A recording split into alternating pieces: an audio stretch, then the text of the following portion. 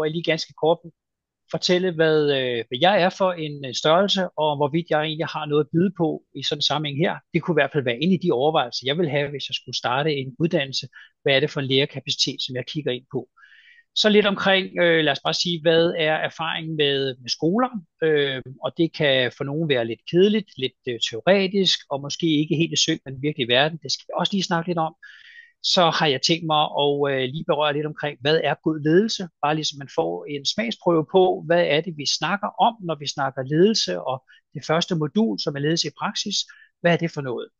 Og så kommer man også til at se mig i det sidste modul ud af 4, det kommer Kjeld med ind på, ved jeg, men det er strategimodul, og hvad er strategi for noget? Hvordan laver man noget god strategi, så man sikrer sig, at man får lavet nogle ordentlige resultater, dels for sig selv og sin afdeling, men måske også for hele virksomheden. Og som Eva sagde, så er der mulighed for at stille spørgsmål undervejs, men helst ikke for mange, for så når ikke de slides, der er sat op. Og det er sagt med smil. Hvad er jeg for en fyr? I kan jo godt se, at jeg har lidt gråt hår, og det gør, at jeg egentlig har været ret mange steder, om man vil. De sidste 25 år har jeg været selvstændig i det selskab, der hedder AUI Consult ApS. Og hvad laver man så der? Man laver ledelsesudvikling, man laver strategiudvikling, forretningsudvikling, analyser, optimeringer, ansættelser, fyringer, organisationsændringer. Så alle de ting, som I princippet sidder og tænker i, at det skulle man nok, lad os bare sige, kende lidt mere til, det er det, jeg sidder med i praksis og har gjort i over 25 år som konsulent. Og jeg har en baggrund ud i forskellige selskaber. Nogle kender måske Coca-Cola, nogle kender måske Top Danmark, eller en tv-kanal, der hedder TV1000, bare for at nævne et par stykker.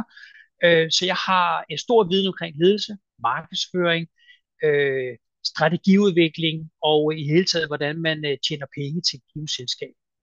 Så det er det, jeg hviler på. Og for at man kan sige også, så den stadigvæk har fingrene ude i det pulveriserende, så arbejder jeg også gennem en række tillidsposter, som man kan se nederst på siden. Blandt andet sidder jeg som bestyrelsesformand i Alti Elevator Service, som bestyrelsesformand i IPS Group, det er inden for militærindustri og inden for vindmølleindustri, blandt andet med kemiske klude, Mikrolab Fascinata inden for den farmaceutiske verden. Så har jeg linjer stadigvæk til officer af reserven, hvor jeg er stadigvæk ansat, dels major ved en brigade, og dels sidder jeg med noget, der hedder Interforce, som er snitfladen mellem dansk erhvervsliv og forsvaret. Og sidst men ikke mindst, og her i rollen, som jeg sidder i dag, ekstern lektor til Erhvervsakademi København. Så det er lidt omkring mig, sagde hun. Det at gå i skole, det var i hvert fald noget, som jeg tænkte lidt over, godt kunne være lidt kedeligt, stoffet lidt teoretisk, ikke synkroniseret med virkeligheden. Og så tænkte jeg lige en gang at høre sådan alle tilhører herude, hvad er jeres oplevelse af at gå i skole? Er det sådan, at jeg har ret, eller synes man, det har været fantastisk? Prøv lige en gang og svare ja eller nej på det.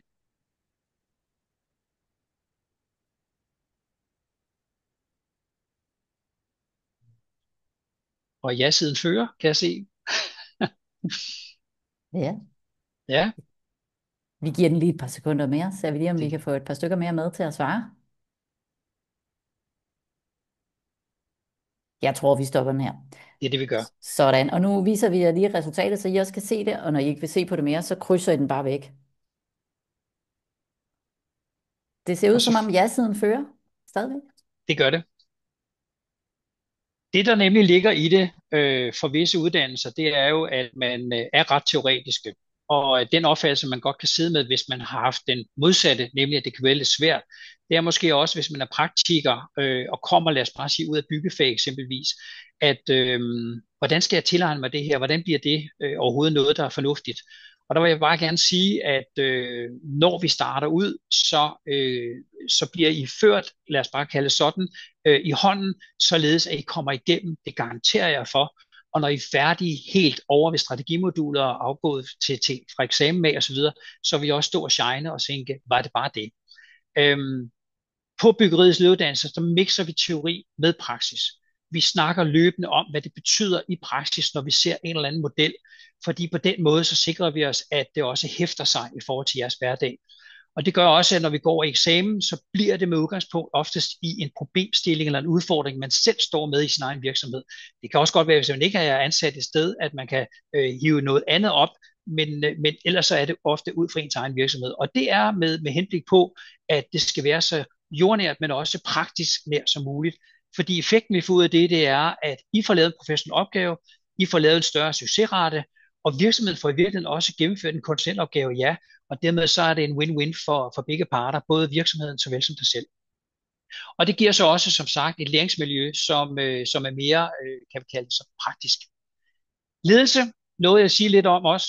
Det at være leder, det betyder i virkeligheden, at man har ansvar for mere end det, man selv kan overkomme. Den her lille model er sådan en meget simpel model, men alligevel meget sigende i retning af, at man har noget kapacitet. Og når man er ung, og måske det uprøvet i dansk erhvervsliv, så har man en jobbeskrivelse, den udfører man. Efterhånden, som man bliver bedre og bedre, så får man måske også et ledelsesansvar. Og det er nok der, måske I kigger ind i nu. Og så må man også konstatere, at så går man fra, at man måske havde masser, eller ikke masser af tid, man havde tid til at løse det, man skulle, til at man også nu har et større ansvarsområde, end det man lige selv kan gøre. Og hvis man skal have synergi ud af det, så betyder det i virkeligheden, at man skal dels være effektiv, man skal kunne prioritere, og man skal kunne delegere. Og det er nogle elementer inde i ledelse, som er ret interessant, og lad os bare sige, hold op foran sig, og så kigge lidt på. Og kigger vi på, nu siger jeg sådan her, effektivitet, så hænger det sammen med planlægning og ikke mindst prioritering. Og prioritering er ikke bare at sætte den rigtige rækkefølge, det er også at vide, hvilke ting man i princippet ikke skal lave. Og det betyder jo så, at man skal kigge på, at man skal delegere visse typer opgaver, og hvilke opgaver er det så. Og det betyder også, at man skal holde øje med sine medarbejdere, om hvorvidt de løser opgaven, og om hvorvidt de i øvrigt er motiveret til at løse opgaven. Det kommer vi tilbage til lidt senere. Ikke at det er et større spørgsmål her, som vi skal lave en poll på, som vi gjorde lige før med ja og nej på skoledelen, men der er noget, der hedder en 80-20-regel, og måske har I hørt om den, måske har I ikke. 80%, eller jeg vil sige sådan her, 20% af den tid, vi næsten alle sammen anvender, det giver 80% af effekten. Det vil sige, at den øvrige tid, 80%, det giver kun 20%. Hvis man også kigger ind i virksomheder, så vil man nok typisk se også, at 20% af ens kunder giver 80% af omsætningen. Og det vil så sige 80%, altså de øvrige, giver kun 20%. Så det er altid interessant, når man kigger ind i sådan en model her, som i øvrigt hedder en Pareto-model. Men det er interessant at kigge ind på den en gang imellem, og lige vide, hvad bruger jeg min tid på, og er det så i øvrigt noget, der er effektivt for, lad os bare sige, min ledelsesrolle. Og det betyder også, at man, når man snakker om resultater herover til højre, hvordan genererer man det? Det kan forstås på mange måder.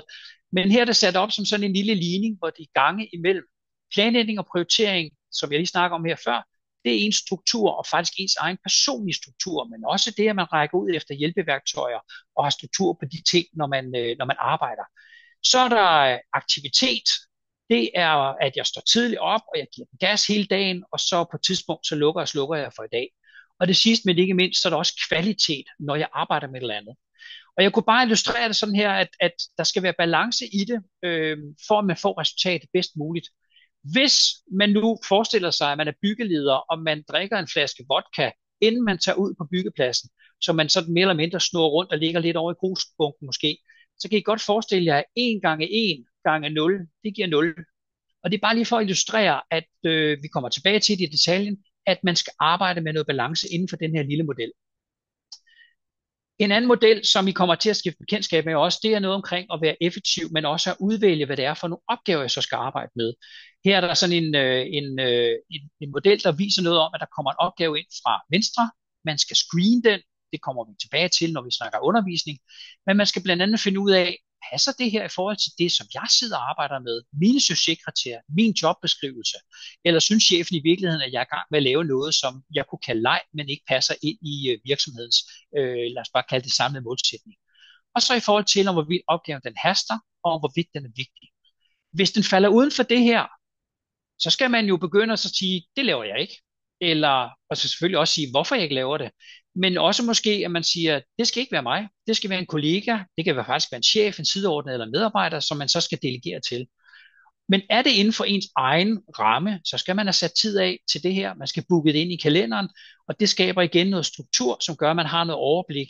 Sådan så, at man kan arbejde med de opgaver, give tid til de opgaver, apropos det her med 20-80-reglen, at man laver det, der er effektivt. Og de opgaver, der ikke haster og heller ikke er vigtige, det er noget af det, man lader være med at gøre. Og også egentlig siger, det skal jeg ikke gøre overhovedet.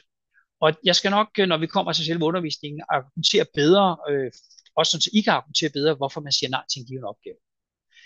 Et af de værktøjer, jeg også kommer til at kigge ind på, det er et værktøj, som hedder situationsstemt ledelse, et amerikansk værktøj. Jeg er tilfældigvis en af de få i Danmark, der er certificeret omkring det her, og derfor så kommer vi også til at gå lidt i dybden med det. Og det man kan trække ud af sådan et værktøj her, det er, når man skal til at delegere, og det har man jo fundet ud af fra forrige slide, hvilke opgaver der kunne være interessant, så starter man oftest lidt over til højre her i modellen. Og her kan I se, der står instruerende. Det er det, man kalder en S1-ledelsesstil. Det næste, det er trænende, det næste, det er støttende, og det sidste er delegerende. Hvad ligger der bag ved det her? Det, der ligger, det er, herover der har vi en nyansat, som hverken ved, hvor telefonen, toilettet eller noget andet er. Og her skal vi jo fortælle i detaljen, hvor er tingene. Og hvis vi tager det som en opgave, og en, der skal til at lære, en mesterlærer, om man vil, jamen så er vi nødt til at være meget præcise om, hvor lang tid må man bruge på opgaven, hvornår er det godt nok, hvilken kvalitet, og man skal holde øje med disse typisk unge mennesker. Efterhånden som de bliver stærkere og stærkere, så begynder de selv at kan flyve, og så bevæger man sig i den her retning. Og det, der er det fedeste som leder, det er, at man har folk herover i det delegerende felt, fordi jeg kan bare delegere opgaven, og så ved jeg, at de selv løser den. Sådan har I nok nogle chaks, der er bygget op med nogen, der er stærke seniorer, og nogen, der er juniorer, og forhåbentligvis, at det så kører rigtigt. Men det, man ved i dag, det er også, jo flere jeg har herover i den delegerende del, hvor folk selv kan, desto bedre output laver man i sit arbejde. Altså output, at man er mest effektiv, og dermed tjener flest penge.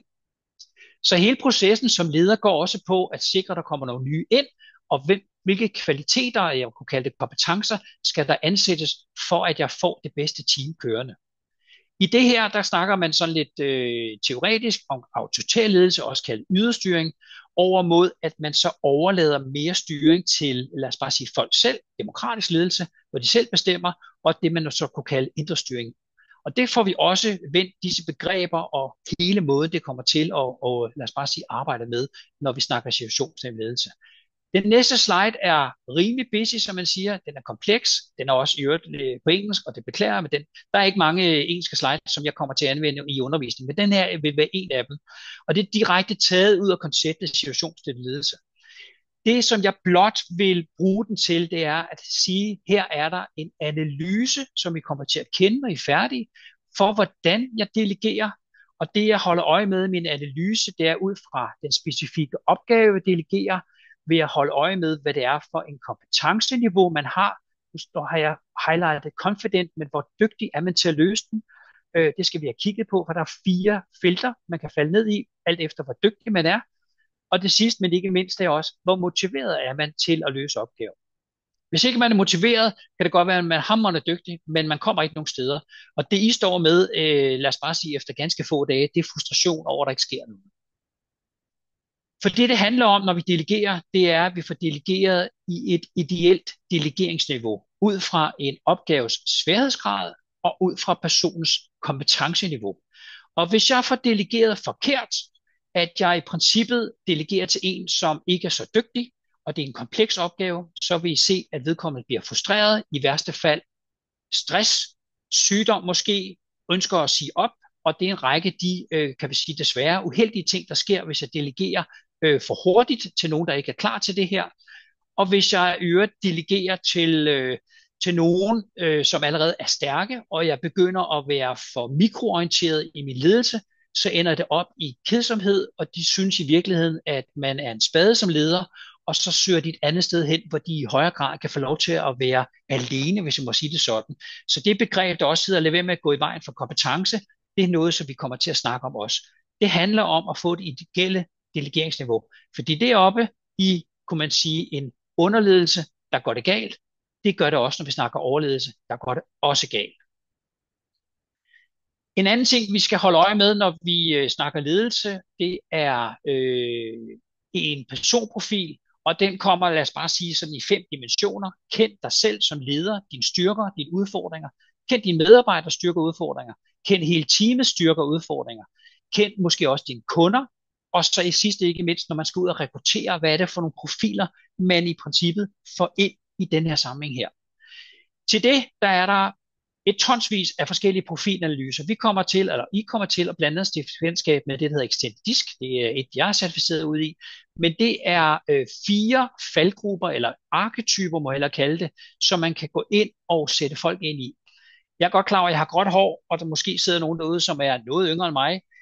Olsenbanden håber jeg ikke er helt tabt med en vogn i retning af, at man måske kender dem. Et D, der står herovre i disken, det er ISC, det er Yvonne. Det har Balling tænkt over, han brugte værktøjet, dengang han lavede Olsenbanden. Det er Yvonne, der bestemmer det her. Det er hende, der holder styr på drengene. Det er hende, der sætter målene op, og hun er sådan set ligeglad med, hvordan pengene kommer, bare de kommer. Sådan en chef kan man samtidig godt møde i dansk erhvervsliv.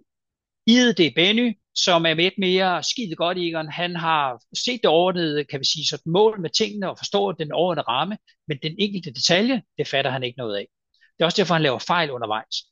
Kjeld, som er et S, som er, og det er ikke Kjeld, der sidder her, men Kjeld i filmen, som jo er sådan lidt bange ved at bruge for meget dynamit, fordi så er der 2 katte, der kan blive slået ihjel, og på den måde er han en meget social empatisk person.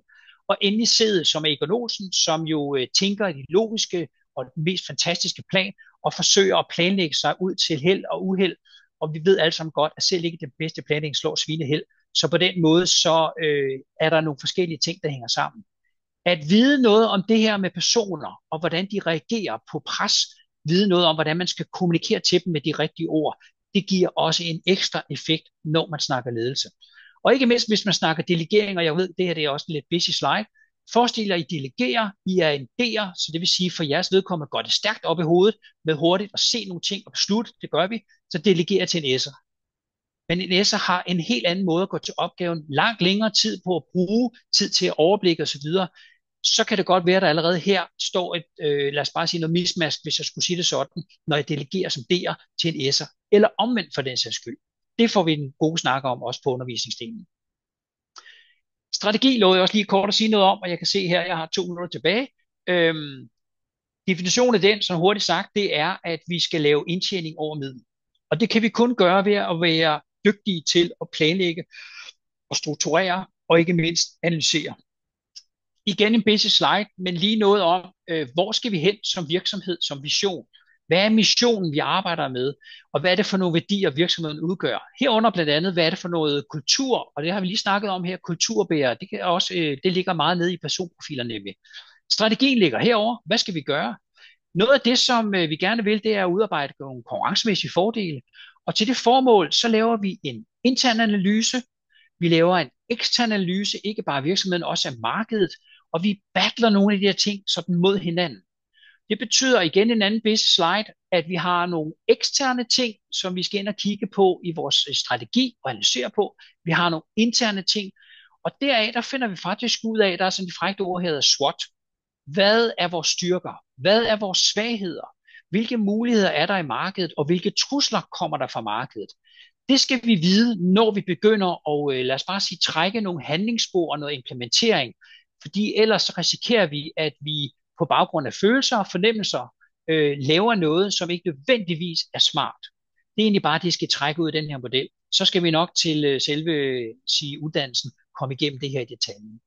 Og det er på den vis den sidste slide, som jeg lige vil gennemgå. Nu trykker jeg lige gang her, og så har vi lige om lidt Kjeld på. Men inden da, skulle der være et par spørgsmål, Eva?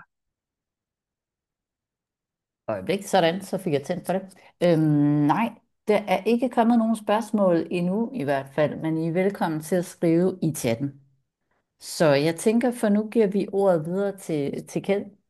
Men må jeg ikke stille et spørgsmål, Thomas? Det må du godt. Og så skal jeg nok lige præsentere mig selv ganske kort bagefter.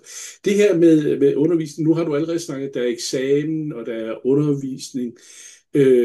Hvad med sådan noget som at læse, er der bøger, er der, hvad gør man? Kommer man bare, og så putter du det hele ind i mit hoved? Eller?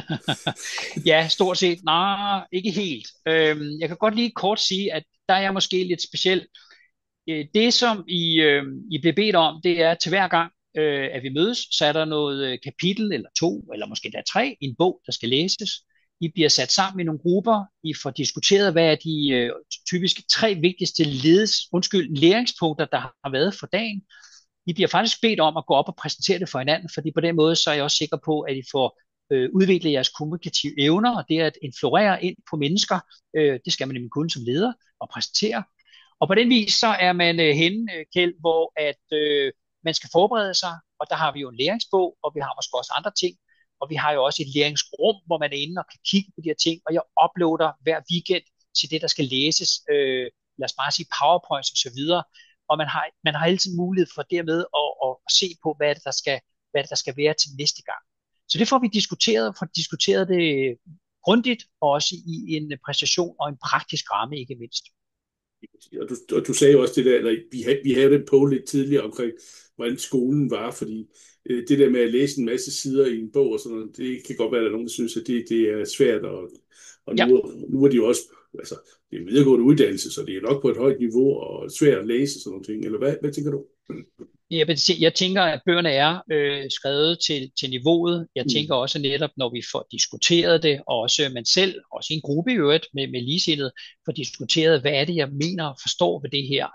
Alle de der ting, det får vi i princippet vendt og drejet, og jeg kommer med eksempler undervejs, hvordan det er i praksis, altså ude i erhvervslivet.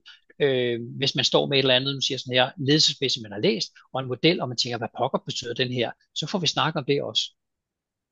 Tak skal du have. Det var lige det. Nå, men jeg skal jo sige lidt her, og hvem er jeg? Jamen, jeg hedder Kjeld Andersen. Jeg har ansvar for byggeriets lederuddannelse blandt andet. Har haft det i mange, mange år. Nu har vi jo Thomas med i dag, som er en af de gode undervisere, vi har. Vi har en anden fyr, der underviser nogle andre moduler. Det kommer jeg lige tilbage til lidt senere. Jakob Amholdt. Men sådan er det. Det jeg godt kunne tænke mig lige at vise lidt om, det er, hvordan er den her uddannelse egentlig skruet sammen. Så kan jeg ikke, Thomas, få dig til lige at trykke en gang? Jeg forstår. Yep, og så en gang mere. Det, der sker, det er, at hele uddannelsen består af 4 moduler, og Thomas, du har snakket om 2 af dem. Du har snakket om den, der hedder ledelse i praksis, som i det her tilfælde kan I se, den står øverst venstre hjørne. Det er et modul fra en akademiuddannelse. Det er så lidt ligegyldigt lige nu og her, men det er et anerkendt modul inden for ledelse.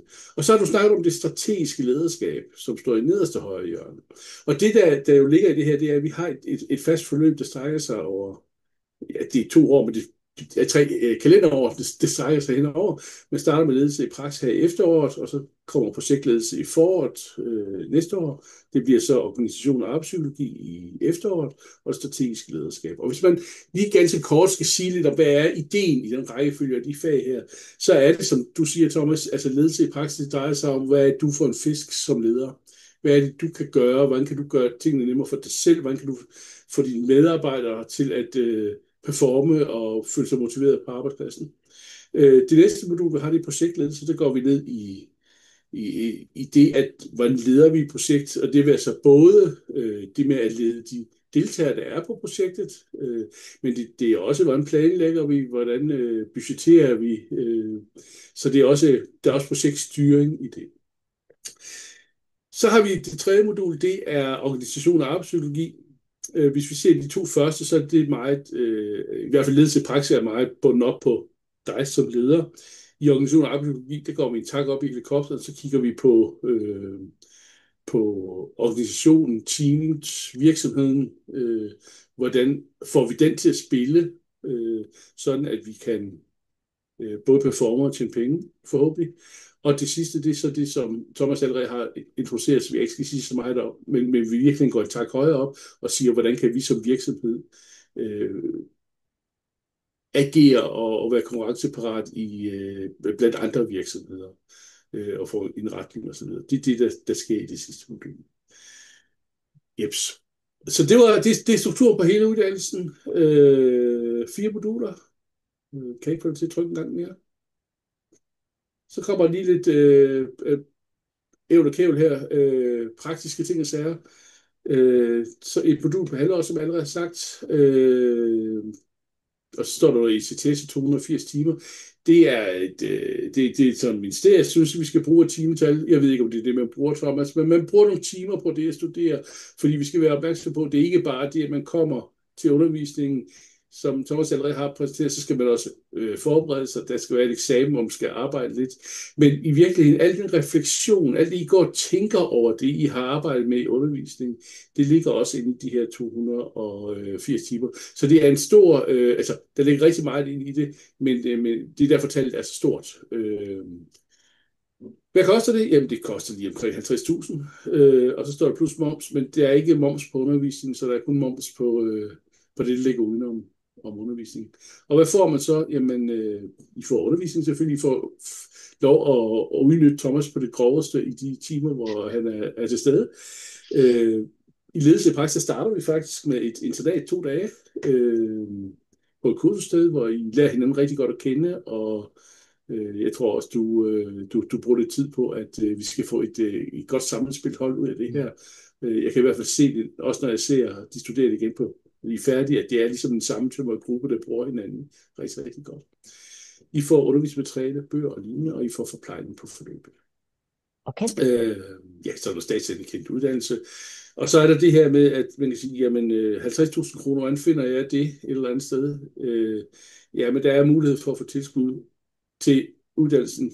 Man kan få omstillingsfonden, det er 10.000 kroner om året.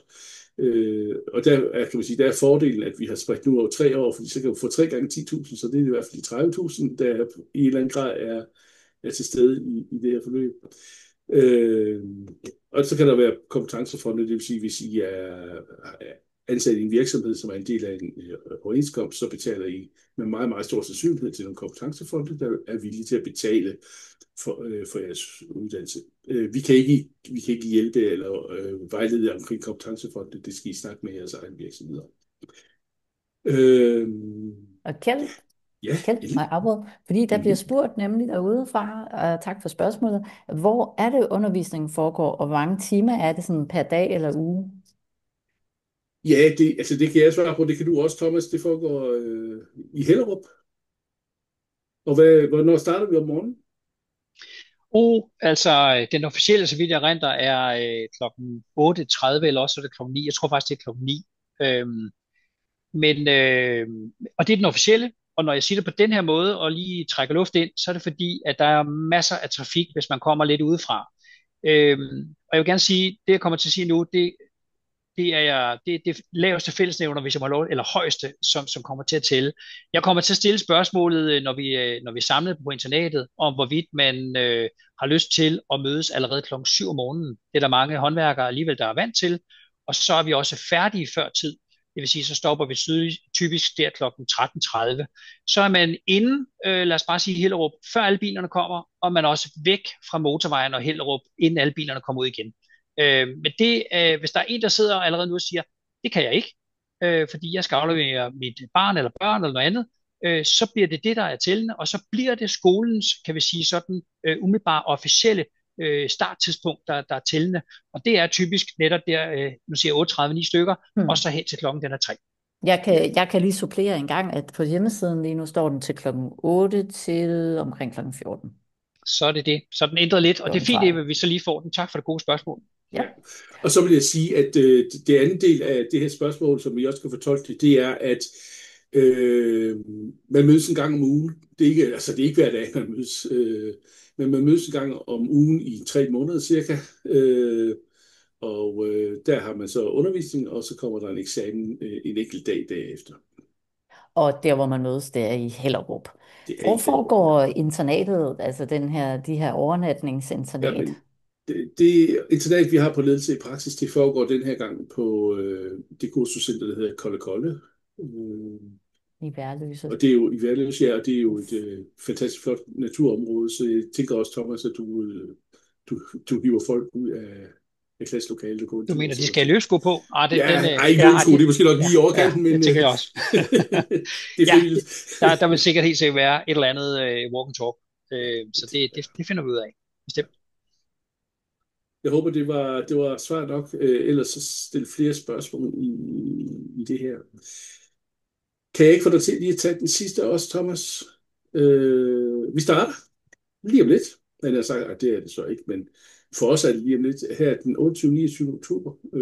Der starter man med 2 dages internat, som jeg nævnte før, hvor Thomas er til stede, og og får jeg godt skudt ind. Jeg kommer også lige at dukke op den første dag og sige dag.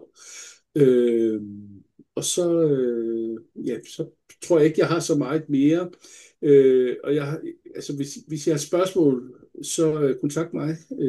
Mit telefonnummer står på den her slide, som Eva sender ud lige om lidt. Eller Der inden er for allerede lidt. link til den i chatten, faktisk. Fantastisk, fantastisk. Yes. Så hvis I har nogle spørgsmål, I kommer i tanke om, så kontakt mig. Og hvis ikke jeg kan svare på det, så får jeg fat på Thomas, fordi så kan han. Man kan sige, jeg kender sådan set også lidt til de områder, som Thomas må se, så måske kan jeg svare på det, måske kan jeg ikke. Men jeg skal nok finde et svar, i hvert fald, det er helt sikkert. Og jeg kunne, Kjeld, Ja. hvis jeg lige må supplere, så vil det nok være sådan, at der er en lærebog, der jo tilgår til den studerende omkring ledelse i praksis. Og der vil nok også følge en lille opgave med, således at man skal læse noget, før man møder på internatet, for på den måde at være klar på noget af undervisningen. Ja, fordi ellers er det mange timer, det går, uden at nogen har forberedt sig. Så ja, det er, præcis. Det er mere, så man er klar på den også. Ja. Super. Er der flere spørgsmål, Eva? Det er der, ja. Og det er jo nu, det her, det var faktisk den sidste slide, så det er nu, I kan stille spørgsmål, og det må I hjertens gerne. Og det er i chatten, man kan det. Og der bliver spurgt her, kan man tage modulerne enkeltvis, eller er det en samlet pakke? Jamen, det er sådan, at modulerne, vi har struktureret det som en samme pakke, men modulerne tilmelder man sig Enkelt. en af gangen. Så man tilmelder sig ledelse i praksis, betaler for den, deltager i den, og når man så kommer over og siger, nu skal jeg på projektledelse, jamen så tilmelder man sig den og betaler for den. Så det er ikke sådan, at man skal have 50.000 kroner op i lommen den første dag. Den er delt op i, man kan sige, 4 rater. Den første er lige smule dyre, fordi der jo er internat. Undskyld, der er bare lige flue, der kravler på mit hoved. Men den første er lidt dyr på grund af internatet. Ja, sådan er det. Og skal vi lige også gøre noget ud af det? Forplejning, jamen der er morgenmad hver dag. Der er en frokost, som indtages. Vi har ikke nogen kantine på Frederikevej i Hellerup, hvor man så indtager den på Hellerup Sejlklub. Og så er der lidt sødt om eftermiddagen også. Og der er god forplejning. Det er der. Yes, og apropos det med pris, og du nævnte på en af slidesene her, der nævnte det der med økonomisk tilskud, og det er sådan, at jeg lige smider et link i chatten også til lidt information om det, skulle man have behov for at læse lidt mere om det. Og jeg vil også lige opfordre til at downloade slides allerede nu fra chatten, fordi så er I sikre på at have dem. Vi er jo som sagt midt i en fusion, så vores IT-systemer har drillet lidt, så hvis nu I vil være helt sikre på at få en slidesene, altså hvis nu min mail til jer ikke når frem her inden for en uges tid, så tag den fra chatten. Og så vil jeg også lige sige, at i den PowerPoint, som du sender ud, Eva, der er der lige nogle slides, vi ikke har gennemgået, men det er til jeres egen orientering, hvor I kan læse lidt mere om de her 4 moduler, som uddannelsen består af. Så der er lidt om ledelse i praksis, projektledelse, organisation og arbejdsøkonomi og det strategiske ledelse. Godt. Så bliver der spurgt, hvis man har læst projektledelse på CPH Business tilbage i 2022, skal det så genbesøges, eller springer man det modul over? Det springer man over. Det er faktisk sådan, at man må ikke engang tage det samme modul igen, hvis man ikke engang har taget det. Så det springer man simpelthen over, og så kan man sige, så har man et halvt års læsefri, skal vi sige sådan. Jeg vil ikke kalde det ferie, for det er det ikke. Men, hvor man ikke behøver at være på skolebænken i hvert fald. Super. Jeg kan sige, hvis jeg læst nogle af de her moduler andre steder, nu behøver det ikke være på CPH Business, det kunne også være andre steder, fordi modulerne er sådan set nationalt godkendte, så det kunne man godt have taget i Aalborg, hvis det var sådan, det var. Men så er man fristillet for den del af forløbet her. Jeg kom til at tænke på noget omkring adgangskrav, og hvis man nu er i tvivl, om man opfylder forudsætningerne, eller for eksempel som det her, for eksempel kan få merit for et fag. Kan du fortælle lidt om det? Ja, man kan sige, for at blive optaget på de her moduler, så er der 2 formalier, som skal være i orden. Det ene er, at man skal have minimum 2 års det hedder relevant erhvervserfaring. Og det vil sige, at man skal have arbejdet et par år inden for byggebranchen. Og hvis man har altså det er ikke en forudsætning som sådan, men har man en eller anden form for erfaring, og det kan være, at man har været chakvejs, det kan være, at man er teamleder, eller hvad ved jeg, jamen så er det jo super at have det med, men det er ikke et krav, at man har det. Og den anden er, at man har minimum en ungdomsuddannelse. Så. Hvad hvis man er lige på vippen? Man har måske ikke officiel erfaring, eller du ved, Ja. det her med, man skal have et vist uddannelsesniveau. Så har vi jo noget med, at man kan få sådan overført sin erfaring, ikke? Få det Jo, vurderet. det kan man godt. Men så er det ude af vores hænder, som sådan, så skal man have fat på vores studievejledere, som kan give, hvor vi kan lave det, der hedder en RKV, hvor vi kigger på, hvad er det egentlig for noget erfaring, du har lavet, og hvad er det, du har gået og lavet i dit erhvervsliv, som måske kan sidestilles med en uddannelse, hvis du mangler et eller andet der. Og så kan vi give en realkompetencevurdering, som gør, at du kan optages på uddannelsen alligevel.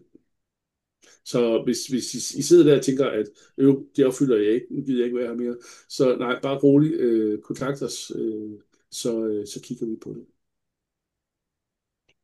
Det var det ene spørgsmål, du stillede. 2 spørgsmål, jeg kan ikke huske det. Nej, det var jo bare det. Altså det med, at man kan få en reel kompetencevurdering. Ja, man kan kontakte vores studievejleder. Du brugte ordet merit. Det var det, jeg kom til at tænke på. Ja, og det er jo egentlig det samme i vores verden. Merit, det er bare... det er det samme i vores verden, er det ikke. Men det er rigtigt, ja. Nej, altså det er lidt det, som folk forstår som merit, det er jo det, vi tænker, det er jo det, vi kalder reel kompetencevurdering. Nemlig. Ja. Godt. Yes, jamen jeg kan ikke se flere spørgsmål i chatten for nuværende i hvert fald. Nej. Så, men I kan jo møde Thomas, hvis I tænker, at det her det lyder spændende, og I har tid, så starter vi jo som sagt næste gang til oktober. Det starter med et internat, og I går ind på vores hjemmeside, og der er et link i chatten, og tilmelder jer altså, som Kjeld også sagde, et fag, et modul ad gangen, og betaler et ad gangen. Og hvis jeg lige må sige noget, så er det sådan, at uddannelsen, nu starter vi i oktober og er færdig med det første modul til december. Mm-hmm. Så starter den næste modul i januar og er færdig til marts. Og tilsvarende med det 3. og 4. modul. Det vi har forsøgt, det er at sige, jamen, der er dele af byggebranchen, der stadigvæk har en våd tid, eller en mørk tid, eller en kold tid, hvor det altså vil sige, at der kan aktiviteten måske være lidt lavere, end den er i resten af året. Jeg ved godt, den periode bliver kortere og kortere, men vi har forsøgt at lægge uddannelsen i den periode på året, hvor der kunne være, at vejret har en indflydelse. Ja, super. Det giver jo god mening, at det er tilrettelagt sådan, at I også har en mulighed for at kunne nå jeres arbejde og i øvrigt få fulgt med. Det er jo også derfor, at det er sådan med et vist mellemrum mellem hver undervisningsgang, så I ikke er afsted hver dag, så I kan nå også det, I nu skal med arbejde. Ja. Har du noget, du gerne vil uddybe, Thomas, inden vi slipper jer for i dag? Nej, jeg tænker, vi er gået over tid, og Ej, vi er og faktisk hvis det lige ikke til tiden. og det er så godt, Ja. så er vi det, så tænker jeg bare, at det er fint. Så hvis ikke der er flere spørgsmål, nej, så skal jeg ikke fylde æteren med flere lyde herfra. Så vil jeg da bare sige tusind tak, fordi I kom alle jer, der var logget på, og vi håber, I kontakter os, hvis I har flere spørgsmål. Og tak til Thomas, og tak til Kjeld. Håber vi ses.